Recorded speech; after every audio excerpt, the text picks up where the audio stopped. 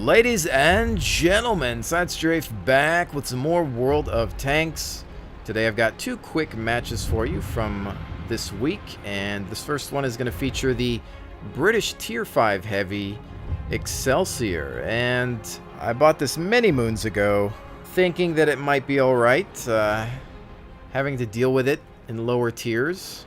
It was quite a threat. The frontal armor, especially when at an angle, is troublesome, to say the least, as you'll even see in this game. But the gun is underwhelming. In fact, if you're not at the top of the list, you're probably going to have to use some premium rounds to get the job done.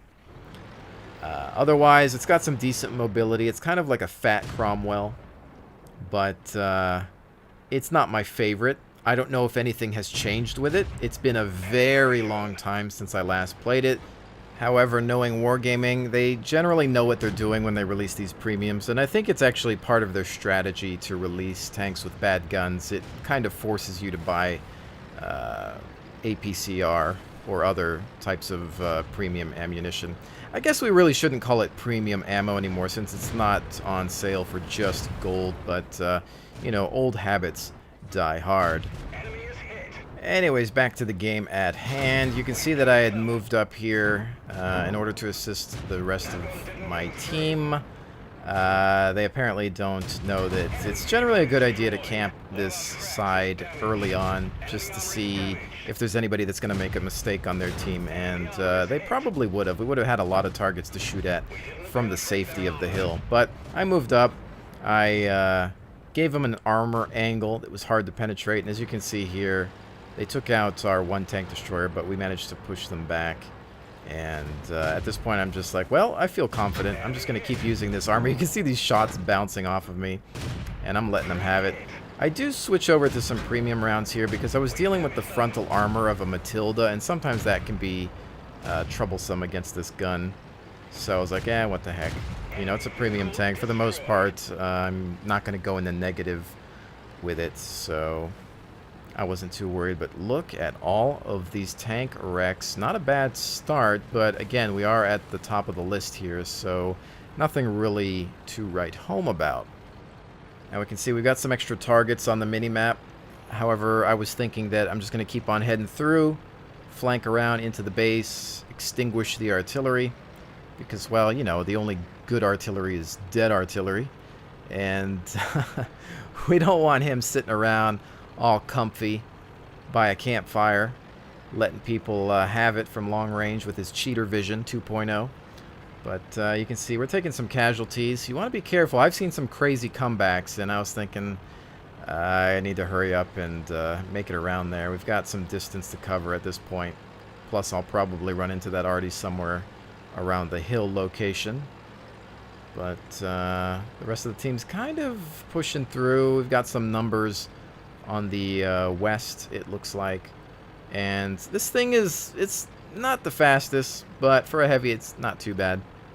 Also, while I'm rolling through this base, you might notice that my chat is turned off in-game, and that's because that I've decided from now on, while I'm filming, that I'm going to have the chat off in order to avoid the negativity and general trolling that this game provides. You know, I try to keep these videos clean. I want them to be videos for everyone, and I feel that the chat just doesn't really help with that at times. And I don't think I'm missing out on too much. You can still ping the minimap. You can still use the function keys to communicate, follow me, attack, defend, all that stuff. And I've never really had a situation where the chat has saved my life, or that I've needed to rely on it so badly. Generally, turning it off for me does more good than bad. But with that said, please don't take it personally if I don't respond. It just means that the chat might be off temporarily. And, you know, I'm not against people saying hello. I'm not a big chatter. I don't talk while I'm in the middle of a battle. But I'm okay with saying hello at the beginning. It's just that sometimes it might be off. So please, again, just don't take it personally. Anyway, already down, but we've got a few blips left on the mini-map, and so I'm watching these locations because I thought that there might be somebody around this corner, but we're spotted by a Matilda Black Prince, which is the other British premium tank. I don't see a whole heck of a lot in this game. I think it's actually slower than my tank, which is a heavy. The Matilda Black Prince is a medium that plays like a heavy 6-pounder gun, but very little ammunition, tends to run out if engaging multiple targets. And as you can see, he's having a bad day, but somebody steals that kill. And on our flank, tank destroyer. Watch out. Not much to shoot at, but the gun's pretty accurate even when you're not aimed all the way in, which is why you see me shoot without the circle completed. But one more. We see where he was last spotted, and I hope to move in for the kill, but I'm sure at this point he's moved up.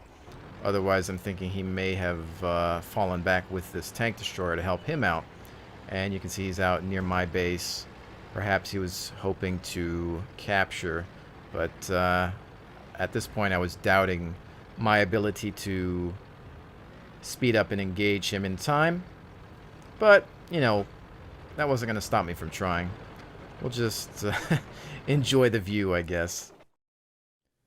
Alright, well, that was probably one of my better games with that tank. Again, at top tier, it's pretty sweet. Some really nice armor at the front. Every other angle, you're in trouble. But if you've got it at the front and you angle it, you're good to go. Because remember, it's flat, so you don't want to be head-on with it. You want to angle it, and it should bounce quite a few shots.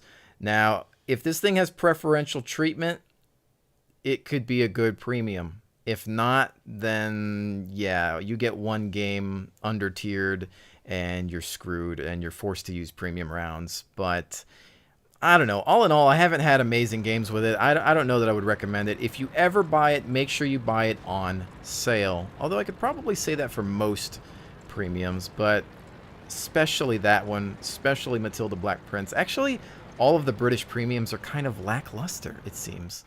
I don't know. Anyway.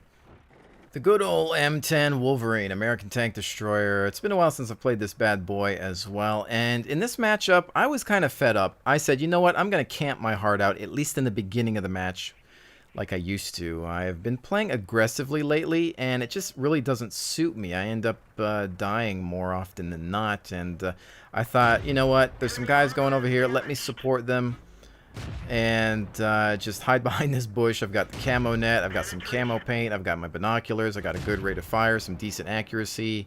I'm going to sit back here. You can see I'm already taking some targets with me, and we set him on fire, but he didn't want to go. So I'm like, come on, man. You were brewed up.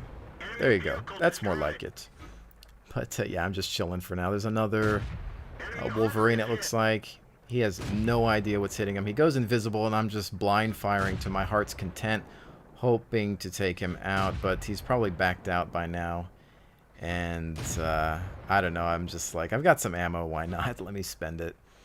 I generally don't do that, but I was feeling lucky today. And, well, there's some kills, but, you know, they took a few of us out along the way, and I'm just trying to force myself to be a little more patient for now, just because we've got these targets up front. We've got some more that have shown up. Still just trying to rid the world of that Wolverine. There's a wedding cake, one of my favorite things to shoot at.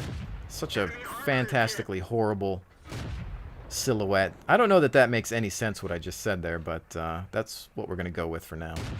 And there she blows. But see, we've got these good spotters up front. I wouldn't recommend being back here by yourself. You need somebody up front lighting these targets up, and you know, at this point I wasn't able to provide enough cover to keep the rest of my team safe, but as you can see, we are sort of winning. You know, it wasn't a steamroll by any means, but we can also pay attention to the minimap here a little bit and see where some of these other targets are. Most of the team is running through the city, and I'm just holding position because there was one target we saw by the buildings, and I'm thinking that maybe he was going to try to make his way towards me or come around and flank through the base. But at this point, I saw, okay, there's only 3, 2 of which are on the map. One's on artillery, one's down. It's time to move. Game seems to be over in our favor. So, you know, this is a really short match, and I just thought I would include it. as it was kind of a nice time, really, just to be able to sit back and have some old school camping pay off. I know. Most people are so anti-camp, but, you know, it's a tank destroyer. What else are you supposed to do with this thing?